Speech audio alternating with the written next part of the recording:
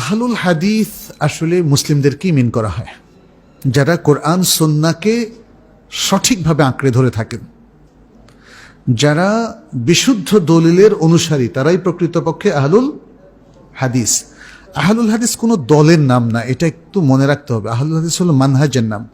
মানহাজ মানে হচ্ছে যে সকল মুসলিমরা দলিল গ্রহণ পদ্ধতিকে সঠিক মনে করেন এবং সঠিকভাবে দলিল গ্রহণ তারা করে থাকেন, এটা হলো আহলুল হাদিস।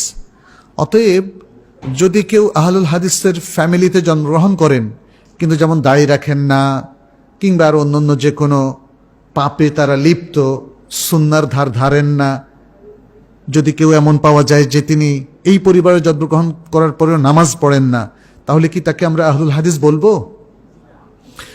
আবার আরেকটা ফ্যামিলি, মূলত তারা এই মানে জন্মগত আহলুল হাদিস না, কিন্তু তারা পড়াশোনার মাধ্যমে বিশুদ্ধ তরিকা এবং মানহাজের অনুসারী, বিশুদ্ধ আকীদা শিখে ফেলেন এবং কোরআন সুন্নাহর দলিল অনুযায়ী জীবন পরিচালনা করেন, তাহলে তিনি আহলুল হাদিস হতে কোনো অসুবিধা নেই। সুতরাং এখানে আহলুল হাদিসের বিরুদ্ধে বিষাদাগার করার কোনো আসলে বিষয়টা আসে না। এটা হচ্ছে মুসলমানরা নিজেদেরকে বিভিন্ন সেক্টে বিভক্ত করে একে অন্যকে কাদা ছোড়াছড়ি করার একটা প্রক্রিয়া। এটা শয়তানের পক্ষ থেকে আসে।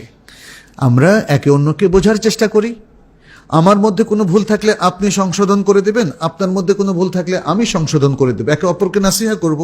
ওয়াতাওয়াসাউ বিল হাক্কি ওয়াতাওয়াসাউ বিস সাবর।